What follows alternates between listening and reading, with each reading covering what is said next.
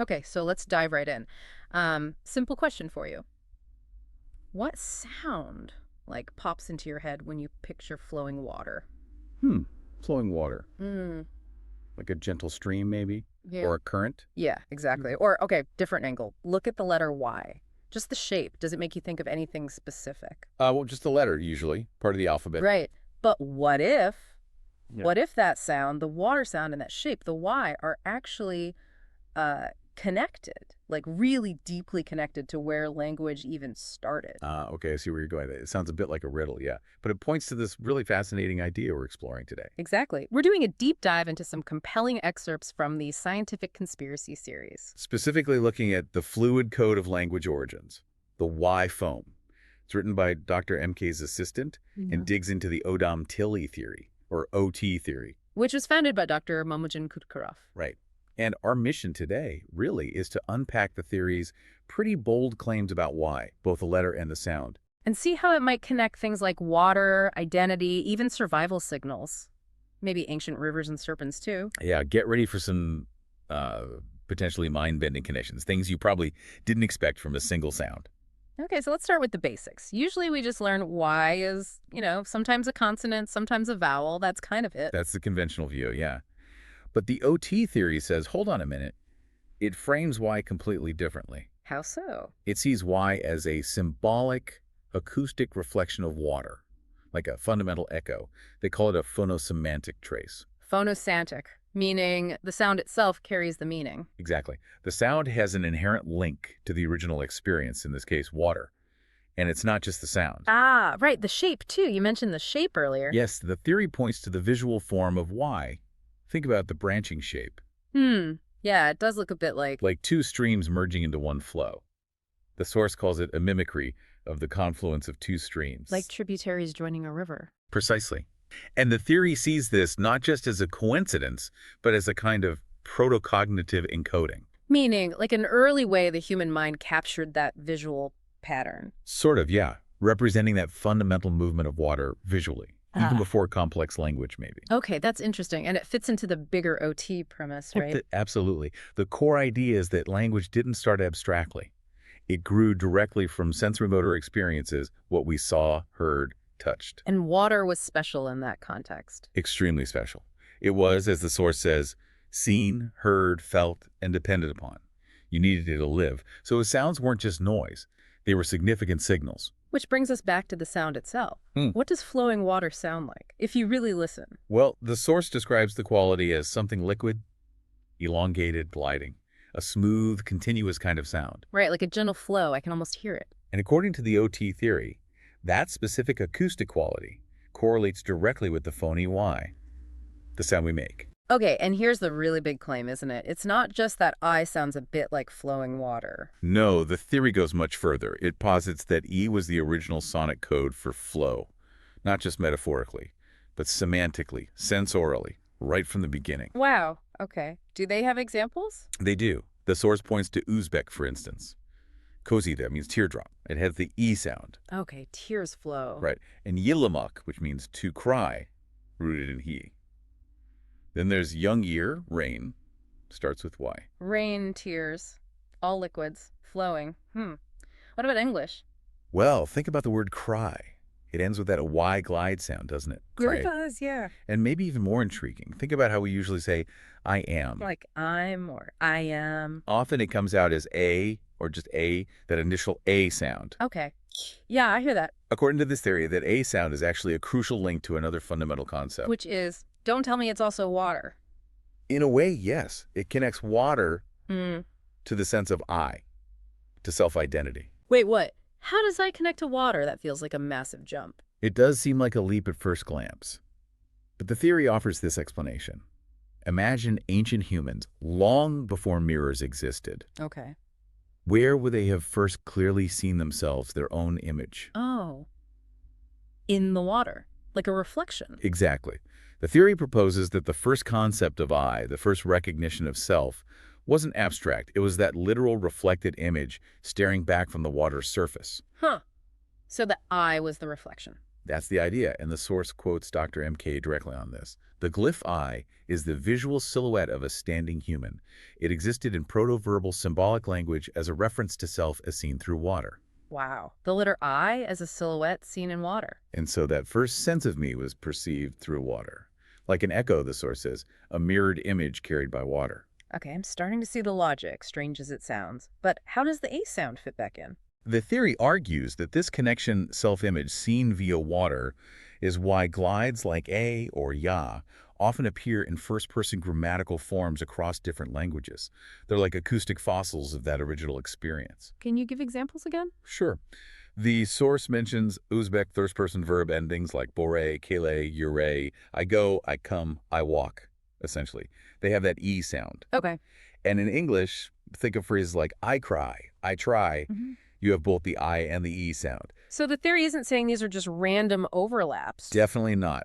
The source emphasizes these are not coincidences, but phonosemantic roots, branches of the same river. It's suggesting a shared deep origin based on that water reflection self-connection. That's a lot to take in. Hmm. Okay, so we have water linked to flow and water linked to self-I. What else? Well, the theory then takes this idea of sounds carrying fundamental meaning and applies it to survival situations. Survival. How does E play into that? Think about really critical moments described in the source, maybe early warfare or migrating through difficult terrain, perhaps at night or in fog. Okay, situations where you can't easily see each other. Exactly. Visual cues, seeing faces, gestures become unreliable or impossible. Maybe your hands are busy carrying things or your line of sight is blocked. Right, so you'd have to rely on sound. Precisely.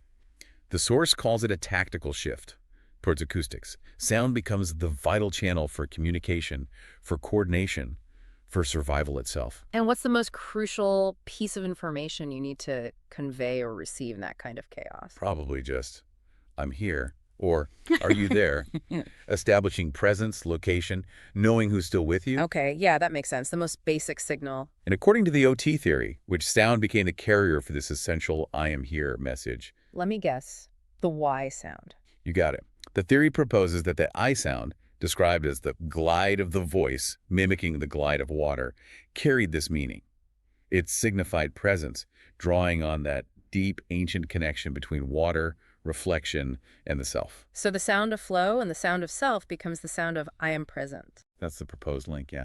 An acoustic signal rooted in those earlier sensory experiences. Okay, wow. Water, self, presence. This Y sound is doing a lot of heavy lifting in this theory.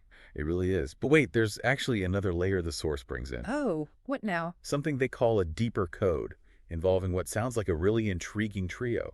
Snakes, rivers, and sound. Snakes. How do snakes get involved? Well, think about ancient river names. The source points out examples like the Sehun or Jehun rivers. Okay, I've heard it though. They have that A or J sound related to Y. Possibly, but the link made here is also to the S sound, Sehun. S. What's the connection with S? The theory connects the S sound to serpentine motion, the way a snake moves, and also The way a river curves, winding back and forth. exactly that sinuous shape. The theory argues the letter S itself isn't arbitrary. Visually, it kind of mimics a river bend or a snake's body. Yeah, I can see that visually. And acoustically, the S sound. Like a hiss. Or maybe the sound of water flowing, rushing. Right. The source says it mirrors the hiss of a snake or the smooth flow of water. So again, it's this idea of sound and shape directly encoding a sensory experience. So we have Y for flow presence and S for serpentine movement flow. Are they connected? The theory seems to imply a continuum or relationship there, within this snake-river sound trilogy. It also loops back to water explicitly. Oh. It brings up the Hebrew word for water, maim, written with 2 M's. Okay. But the source notes it's often pronounced with a glide that echoes Y. So that sound is still present even if the letters look different. Interesting. Any other examples like that? Yes, the Hebrew letter yod, Mm-hmm. it's often transliterated as Y. Right. And graphically, what does it look like? Yeah. The source describes it as graphically a droplet. A droplet. Like rain or a tear. Wow, that brings it right back to the start. It does. It all seems to tie together in this framework where, as the source concludes to this section, every sound in early human language encoded a felt and seen experience. Okay, this is This is definitely a different way of looking at language origins than what you usually hear. Oh, absolutely. The source itself acknowledges this. It mentions that conventional linguistics often tends to dismiss such ideas as speculative. Right. The standard view often treats sound systems, phonology, as kind of separate from meaning initially, right? More abstract. Yes, the source says mainstream linguistics often abstracts phonology from meaning. It doesn't typically look for these kinds of direct, sensory-based links for individual sounds. So the OT theory is consciously trying to push back against that. That seems to be the goal, yes. To, as they put it, restore the phonosemantic unity between sound, meaning, and sensory reality. To argue that the connection was there from the very beginning. And there's that final quote from Dr. MK in the source that really sums it up. Ah, yes. Sounds are not just sounds. They are primary reflexes of human consciousness. Each phone is a mirror of the world as first perceived by our ancestors. A mirror of the world. That's a powerful image. It really is. And it has implications beyond just historical linguistics. The source briefly touches on artificial intelligence. AI. How does this connect to AI? Well, if language isn't just arbitrary symbols linked by statistics, but actually encodes these fundamental primitive sensory truths. Then maybe just training AI on vast amounts of text, on word embeddings and statistics is missing something? That's the implication. The source suggests AI might need phonosemantic grounding.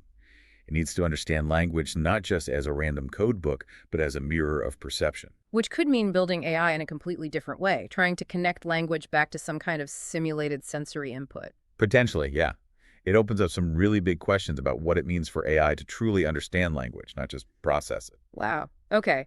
So we've really journeyed pretty far, haven't we? From just the sound Y and the letter Y. So flowing water, reflections, Yeah. the birth of I, critical survival signals, ancient rivers, snakes. And all the way to the future of artificial intelligence. It's quite a ride this theory takes you on. It definitely is. And the core takeaway, I think, the really provocative idea, is that maybe language isn't something purely abstract that got layered on top of our experience. Maybe it grew out of it, like a direct echo of how our ancestors first encountered and made sense of the world through their senses. Exactly. An echo of the sights, the sounds, the feelings that mattered most. So maybe the next time you, listening, hear that Y sound or see the letter Y or even just watch water flowing, It might make you pause and think, is there more to this sound, this shape, than I thought? it leaves you with a final thought, really. If the OT theory is onto something, even partially. If sounds really are these ancient echoes of perception, what other sounds that we use every day might be holding forgotten secrets? Secrets about how human consciousness first formed, and about our oldest relationship with the natural world. Makes you wonder, doesn't it?